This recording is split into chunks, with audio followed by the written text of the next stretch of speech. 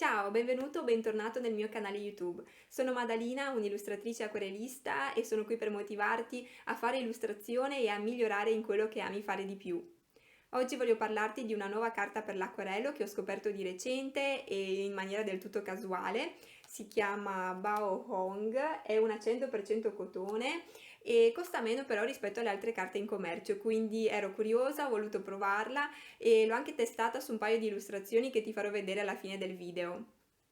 Intanto voglio metterla alla prova con te e vedere se rispecchia le caratteristiche che dovrebbe avere una carta per permetterti di fare diversi tipi di illustrazione. Quindi non ci resta che procedere, ma prima di tutto iscriviti al mio canale YouTube per sostenermi, ma anche per non perdere i prossimi video dedicati all'illustrazione.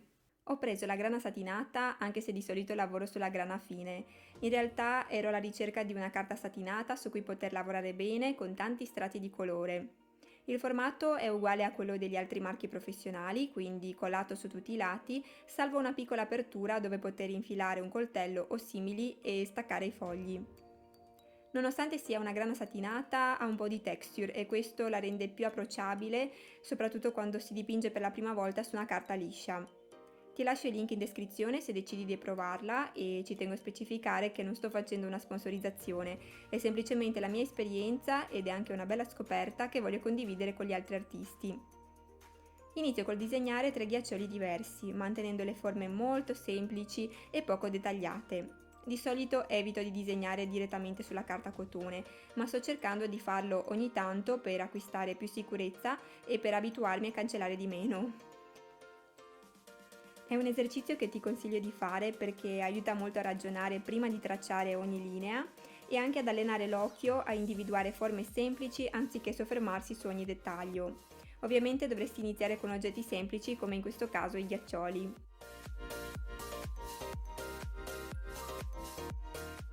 Ho preso come riferimento alcune foto trovate su Pinterest e le terrò sullo schermo per aiutarti a seguirmi in questo tutorial. Puoi però sbizzarrirti aggiungendo o togliendo parti di ghiacciolo o di frutta all'interno. Il bello dell'illustrazione è proprio questo, riuscire a creare forme e composizioni che la fotografia non può fare.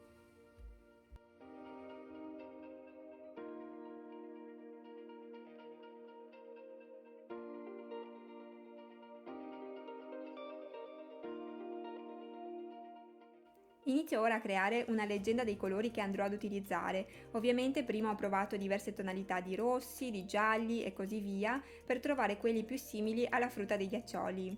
Puoi decidere di stravolgerli scegliendo colori sgargianti e inusuali, però io ho voluto mantenere un po' di realismo in questo senso.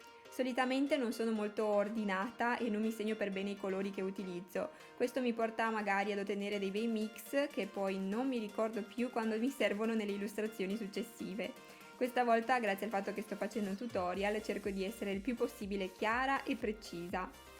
Utilizzo quindi un rosso aranciato, un giallo limone, un blu caldo, un giallo ocra, un verde giallastro, un rosa e un marrone caldo. Ti lascio nella descrizione le tonalità precise e la marca degli acquerelli.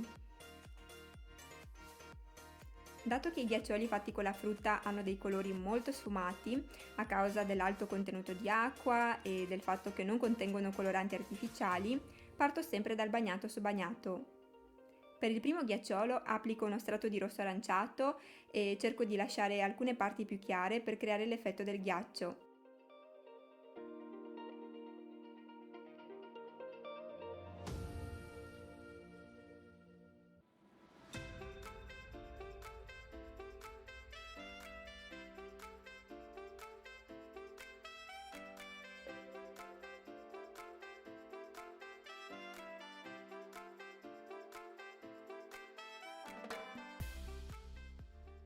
Aggiungo poi del verde che ho creato in precedenza mescolando il blu e il giallo.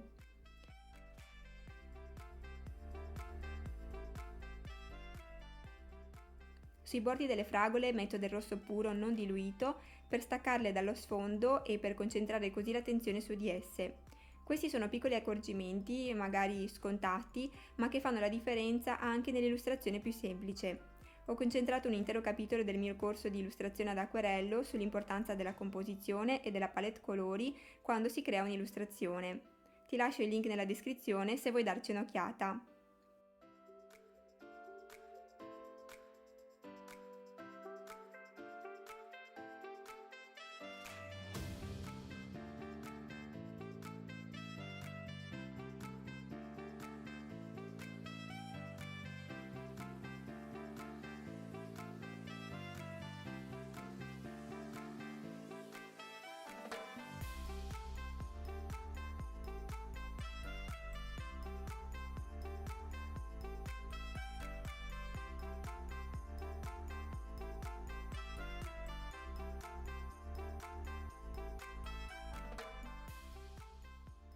Intanto ho tolto del colore in alcuni punti, sempre per simulare l'effetto del ghiaccio, e poi, siccome il colore mi risulta troppo chiaro, decido di applicare un secondo strato molto leggero.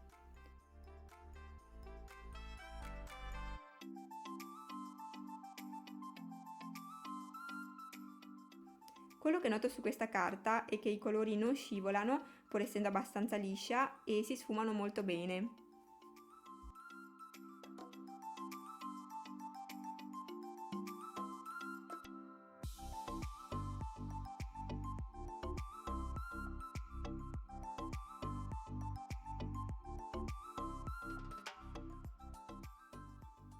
Mi sembra di dipingere su grana fine perché non sento di dover cambiare il mio modo di dipingere per adattarmi a questa carta, quindi oserei dire che andrebbe bene anche per chi dipinge da poco ad acquerello.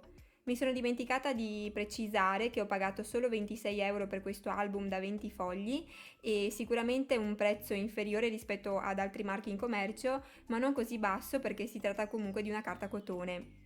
Come ultima cosa, su questo primo ghiacciolo aggiungo un paio di strisce più scure, create con il rosso e il verde, per simulare la tipica forma del ghiacciolo che ha appunto delle parti rientranti per via dello stampo che si utilizza di solito.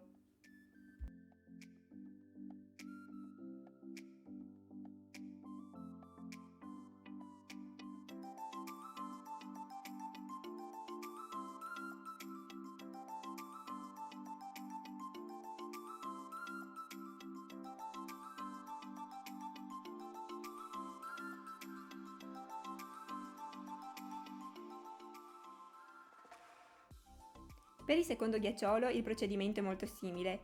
Applico i due colori, il verde giallastro e il rosso caldo, mentre la carta è bagnata.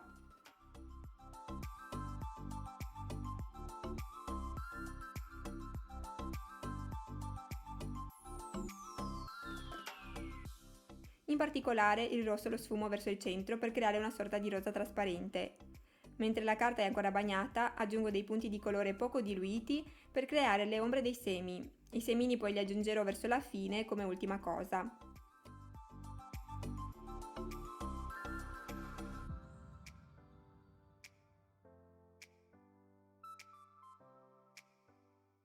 Come prima intensifico i colori aggiungendo un secondo strato con il bagnato su asciutto. Ho scoperto grazie a questo esercizio che questo verde giallastro di Schminke è davvero il colore del kiwi. Tra l'altro l'abbinamento kiwi e fragola è tra i miei preferiti. Devo ammettere che essendo una persona molto golosa non mi dispiace per niente dipingere il cibo.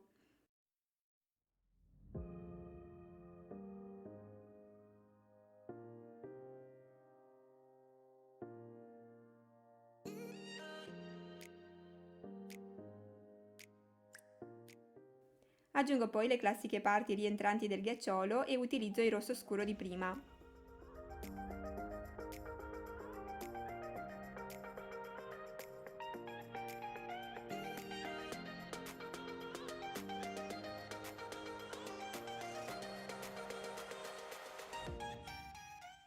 In alcuni punti prelevo il colore con un po' di carta e cavoli se si toglie bene. Anche se il colore si toglie abbastanza facilmente, però ho notato che non si rischia di asportarlo mentre si applicano altri strati di colore.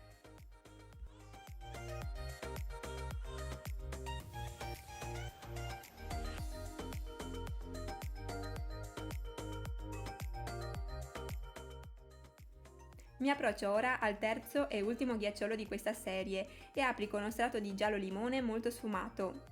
Mentre la carta è ancora bagnata, applico anche il verde sulle foglie, sempre sfumandolo perché si intravede tramite uno strato di ghiaccio.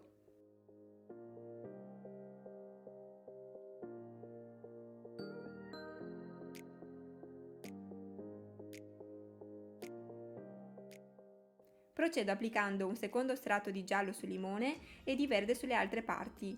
Tengo sempre i colori ben diluiti perché la frutta risulti dentro il ghiacciolo e non sopra di esso. Ho velocizzato un po' questa parte perché il procedimento è praticamente identico al primo ghiacciolo.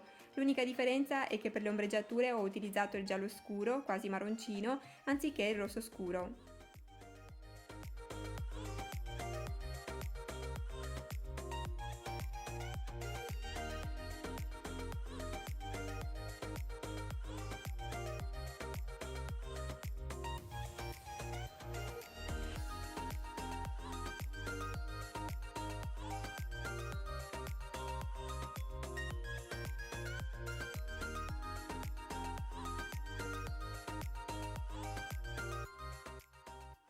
Per completare questi ghiaccioli non mi restano che i bastoncini di legno, ed è qui che utilizzo l'ocra e il marrone caldo. Ci metto un po' di ocra anche sulle parti di bastoncino dentro il ghiacciolo. Tengo sempre come riferimento le foto per rendere tutto il più verosimile possibile.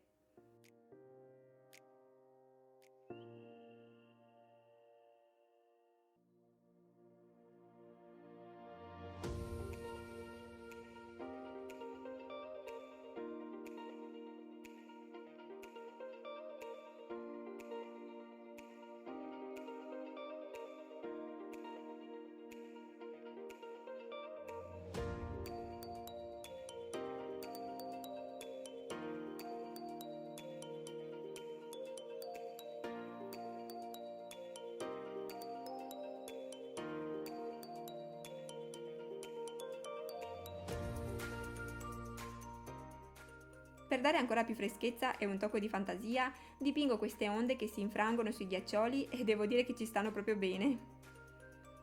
Il mio esercizio è praticamente finito e spero di averti portato un po' di freschezza in quest'estate caldissima. Sarebbe stato più bello aver creato qualcosa di commestibile, ma ci accontentiamo di ammirare e pregustare i ghiaccioli sulla carta. Alla fine del video ti mostro le altre illustrazioni che ho realizzato su questa carta e riconfermo la mia esperienza più che positiva nell'utilizzarla. Noi ci vediamo nel prossimo video!